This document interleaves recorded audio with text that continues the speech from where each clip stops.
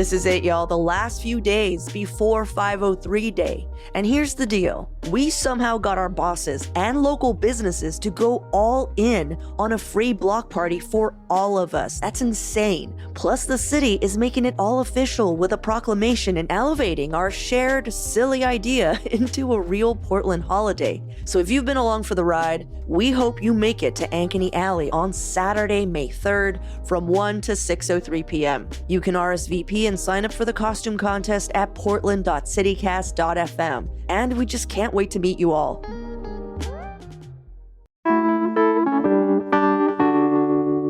I'm sure you know by now that this weekend we'll be hosting our 503 Day block party in Ankeny Alley, but I'm not sure you're aware that area is part of the West Burnside corridor. That's a bustling mix of local businesses, cultural organizations, and social service providers. And this area is facing big questions about its future, as it will be largely cut off from Portland's east side for 5 years while the Burnside Bridge is rebuilt beginning in 2028. But despite these challenges, the public spaces advocacy group Better Block PDX sees this as an opportunity. So today on CityCast Portland, Better Block PDX Managing Director Ryan Hashigan is here to tell us about the Bridgeless to Better Burnside initiative, which is working to reimagine this area as a pedestrian-friendly corridor that's safer, more accessible, and also more economically and culturally vital.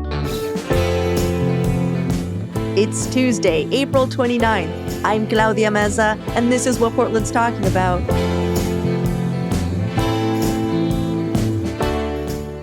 Hey, before we jump in, are you able to give us the visual of the West Burnside corridor that you and your students have been studying, like what we'll be talking about?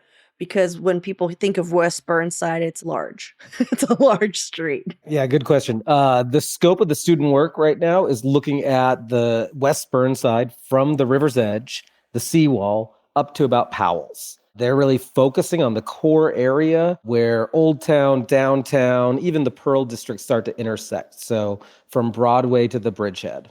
Gotcha. You're also a business owner in that area, right? So for people who haven't spent much time there, what does it look like today? Like, what does it feel like? Yeah, I've had a business down here in Old Town since 2008. We used to run the pedicabs all over the city. Now we run a secret tricycle factory, Icicle Tricycles. Burnside, and especially West Burnside, is a iconic street that currently is a bit of a traffic sewer. It's a remnant highway. It's an orphan highway, part of the original state highway network. Once was expanded in the last century to widen the street to get more traffic input, carving away from pedestrian space that was once there. Gotcha. You know, I'm hearing that some of the challenges, though, are that it's not very pedestrian friendly. Yeah, I think the pitch for a better West Burnside is one that has expanded pedestrian spaces, has storefront activation, has people engaged with the spaces, food carts, plazas, that is welcoming to people on foot, on bike, using transit, and a space that people want to linger, a place that people want to be and not just pass through. Students are looking at two phases. One, what can West Burnside look like during the bridgeless phase? How can we make sure to economically mitigate, create social service support, be able to have a thriving and vibrant neighborhood for the current residents and neighbors and businesses and the whole interesting, eclectic mix that is Old Town, while also looking at how to make West Burnside into a more welcoming space once the bridge reopens. A key part to the issue with Burnside is connectivity. Right now, Burnside is seen as a barrier. It is a psychological barrier. It's a physical barrier. PBOT has studied where are the highest risk intersections for pedestrian collisions in the city, and West Burnside's had multiple of those intersections on the same list. Yeah, I'm really interested in how Burnside is going to change once that bridge comes down for repair, because it is such an arterial connection. You know, I mean, I'm assuming that the reason why it's so unfriendly for pedestrians is because it's made for cars. Like, it's not made for pedestrians, you know? So, like, what's the latest plan for the bridge closure? Yeah, Multnomah County would be the resource for the most current news, but from what I've heard, it's 2028 is when the bridge closure is due to take place. And yeah, that will be a big impact on the city, on downtown, on neighborhoods that are trying to bring back a vibrancy and to make sure that it's a mix of people using these spaces. Hmm. So, yes, Burnside is used as a major traffic arterial. It is a major emergency response route. It goes back in history as being a farm to market route and bringing agricultural goods into downtown. Burnside has been a key connection. That's why it is essentially our base zero avenue, dividing the city north and south. At the same time, Burnside literally divides our city, not just on the map, but culturally and socially. Yeah, well, let's talk more about what's going to happen during the bridge closure. Like, what are some of the ideas you and your students have been considering to maintain the area's vibrancy? Like, what are some of the solutions that you came up with? The Better Luck students are working with neighborhood and community partners. So that's Ankeny Alley Association, that's Old Town Community Association, that's Street Roots and Ground Score and Blanchet House. They're conducting interviews and studying what are the different needs of that neighborhood. And there is a whole range of needs. Hmm. But one thing that people are universally agreeing on is how to make Burnside safer for crossing and how to bring the two sides of the neighborhood together. Mm. We've already seen some of the student work take action with Winter Light Festival in Ankeny Plaza, where 503 Day will be taking place on May 3rd. This last winter, Better Block, in conjunction with Ankeny Alley Association and Old Town and others, along with Winter Light Festival, brought Winter Light Festival into Old Town and into Ankeny Plaza as a way to increase connectivity across Burnside. Hmm. Some of the other ideas that are being discussed include an expanded night market Mm. establishing a night market, a district market that would go down 3rd Avenue and come down on Flanders and come along NATO and back up on Ankeny, and might involve, the leadership of Saturday Market running it, but also bringing in the new Portland Chinatown night markets being run by Lauren and some amazing people, involving the Lansu Chinese Gardens in their section. There's other talk about having programming and activation on those spaces. Burnside needs to have some sort of activity or some sort of activation for the neighborhood. Hmm. These are the ideas that the students have been hearing from stakeholders and are compiling a report to be able to share with the city and be able to further these ideas. Yeah. I've also heard that we need more lighting. I feel like Portland, for being so urban, has issues with providing enough street lights to make pedestrians feel safe, but also, like, just as a person driving around, sometimes I'm like, I can't see what's going on, you know? Yeah, PBOT is working on streetlight analysis throughout the city, and Old Town has been an area of attention in the past. We also have had a great program that the Old Town Community Association worked on with creating culturally specific night lanterns Hmm. that overhang 3rd Avenue. If you go down at nighttime, you can see them right now between Cooch and Davis Street on 3rd Avenue, really looking beautiful. Mm. And so lighting might be another aspect of that. Yeah. Okay, well, let's take a quick break here. When we come back, we're going to talk about what's going to happen to the West Burnside corridor once that bridge is back up.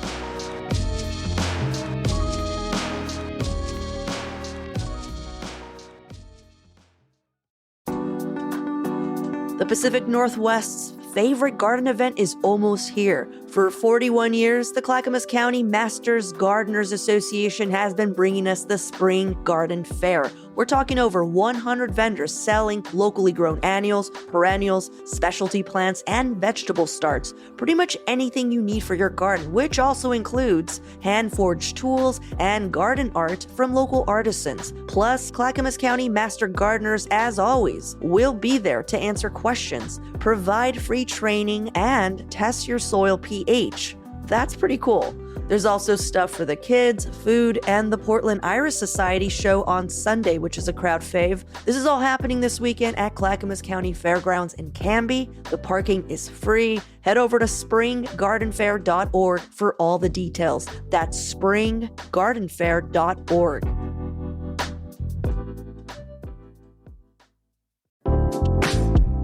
Portland's premier pop culture event is returning to the Oregon Convention Center this September 5th through the 7th. As always, Rose City Comic Con is delivering a fun, family-friendly 3-day celebration of comics, gaming, sci-fi, cosplay, anime, fantasy, and every fandom in between. Also, this year you can meet the cast of The Goonies in celebration of the film's 40th anniversary. We're talking Corey Feldman, Martha Plimpton, and Sean Astin, to name a few. And who knows, maybe they'll have more info on the much-talked-about Goonies sequel that's in the works. For me, the cosplay competition is easily the highlight of the entire weekend. Just the time and effort that people put into their costumes is amazing. And if you're into shopping, there's the Artist Alley and Maker's Mart, where indie creators sell their wares. Rose City Comic Con isn't just comics. It's a celebration of all that is popular culture. There's quite literally something for everyone. Tickets are on sale now at rosecitycomiccon.com. That's rosecitycomiccon.com. Well, how are you hoping that all of this is going to contribute to long-term changes in the area, once the bridge reopens, hopefully in 2033? Because I know that when the bridge is closed, we're all hoping for just less cars, more pedestrian space activations, that kind of thing. But once it opens, what is going to keep from all that good work just going away? Yeah, I mean, myself and the neighbors are really excited to use this as an opportunity, this major disruption, this bridge closure, as an opportunity to focus on what could this look like as a people street. We're not proposing a car-free bridge there, but what we are hoping for is a space that can share between those modes and be more accessible to people on foot, really create better human habitat on West Burnside for the variety of users, whether that's businesses, whether that's social services, whether that's residents of Old Town and downtown, and really be a destination street. Burnside could be an iconic place. I mean, some of our key tourist attractions in Portland and some of our key iconic landmarks, from Powell's Bookstore to Voodoo Donuts to Saturday Market, are all along that Burnside corridor. So our goal for the future is to embrace Burnside as a signature street, a destination, versus a just thoroughfare to get traffic throughput. I hear that.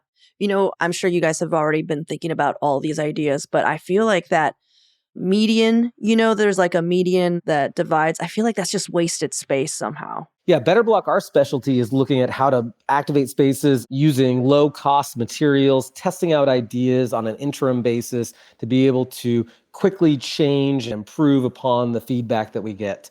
Things like moving curb lines, moving that median is a bit out of our realm, but that's where the students are looking at proposals and plans. One of the big ideas that continues to come back is literally to restore Burnside to its former grandeur when it had larger sidewalks that were befitting of a signature downtown street. Are there other cities that you've seen that have done this type of project successfully? If so, what models are you looking at? I mean, I think we see models like that all over the country. New York City, look what they did with Times Square. Look what they did with major arterials. Similarly with Vancouver and Montreal, Mexico City with Avenida Reforma. There is examples from throughout the world of how to use arterial spaces for people, whether that's on interim activations, pop-ups, open streets events like Sunday Parkways, or whether that's long-term capital reconstruction projects that we have seen have successfully made spaces more vibrant for people and in many cases for business as well.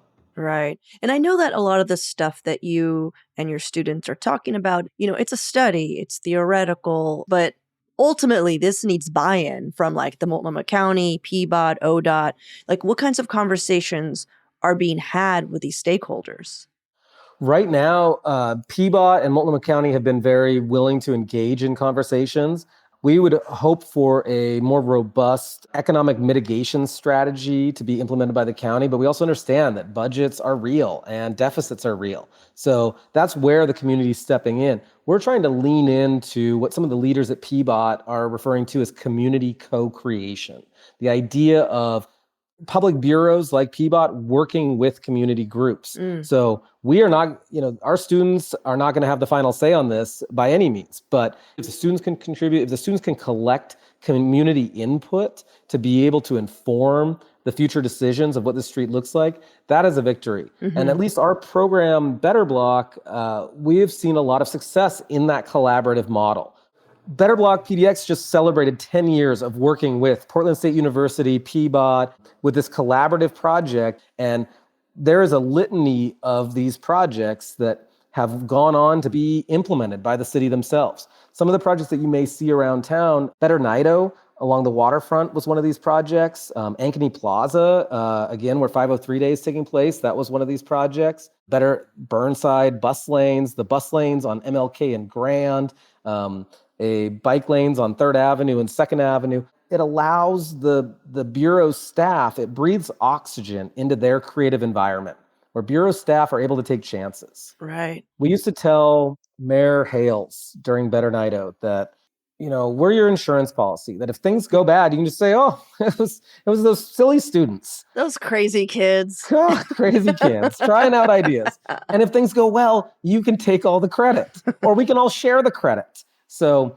that's a big element to our projects, is using student knowledge and really, per PSU's motto, letting knowledge serve the city. All right, well, let's take another quick break here. And when we return, how you can get involved.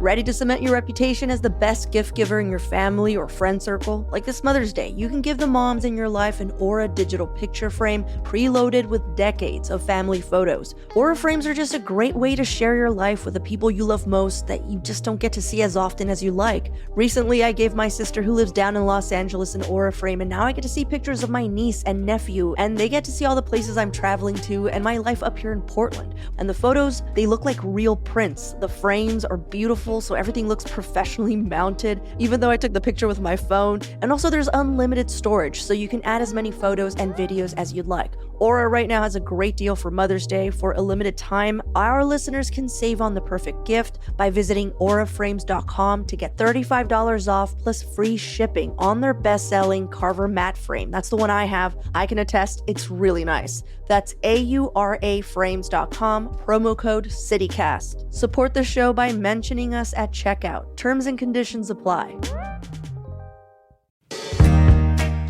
Hey CityCast, something I appreciate about the Cozy Earth Mother's Day sale is that they know motherhood looks different on everyone.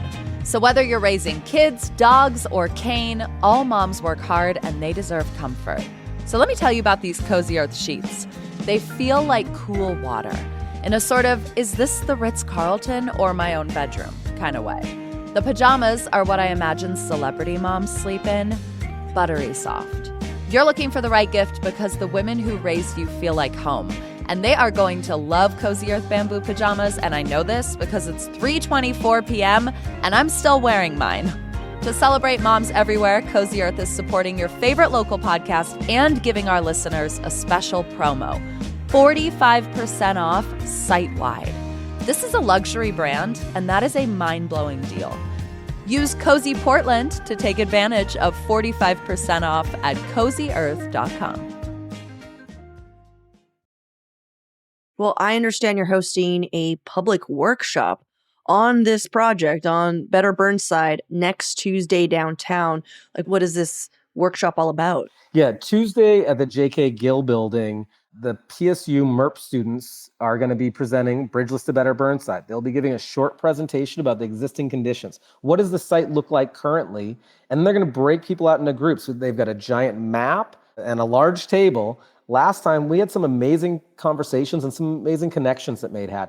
It was really rewarding for myself to see folks from business owners to social service owners, to have folks that run restaurants speaking to folks that run emergency shelters, speaking eye to eye and building connections and building relationships that has ended up resulting in further collaboration. So the last design workshop went wonderfully. We're expecting a similar great turnout, and people are welcome to join us. It's at the J.K. Gill Building, 6 p.m. next Tuesday. Nice. Aside from showing up to this workshop, what else can the public do if they want to help support just the health of the West Burnside corridor? Really, the biggest impact that folks can have right now on West Burnside is coming downtown, enjoying the activities, supporting the businesses, supporting the social services that provide for the livelihood, the well-being, and patronizing the district. And obviously providing feedback to the county when there's public engagement, providing feedback to PBOT is also another opportunity. But the biggest way that the public can help right now is coming down to the West Burnside area, supporting businesses in Old Town, in Ankeny Alley, be part of the downtown renaissance that is occurring. And I also just want to say a way they can do that is by going to 503 Day. May 3rd. Come check it out. That's going to be the funnest way for you to support the West Burnside corridor. People are wondering, like, why are we doing this? It's like, we're supporting our city. Yes. If you want to help out, that is also an easy way. Sorry, Ryan, I asked you a question so I could answer it. Yeah, that was great.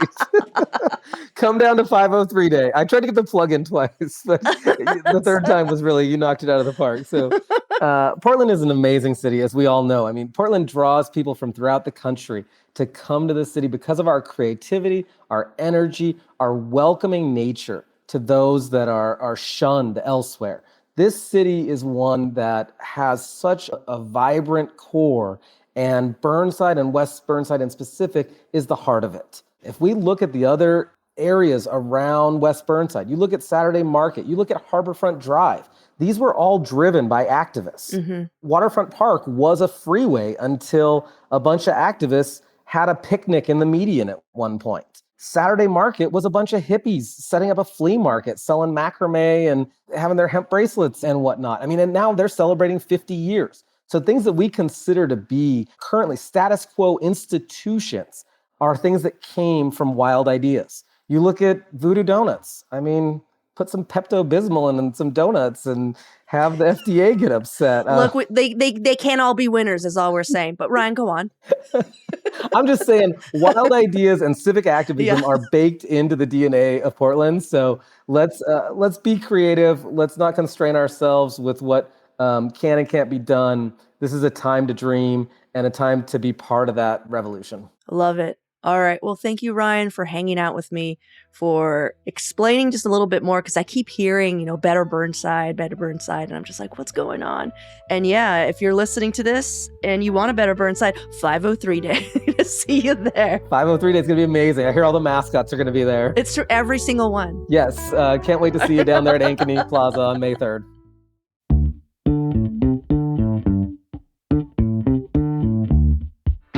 Well, that's all for today here on CityCast Portland. Thanks so much for listening. We'll be back tomorrow morning with more from around the city. Until then, see you at Slim's.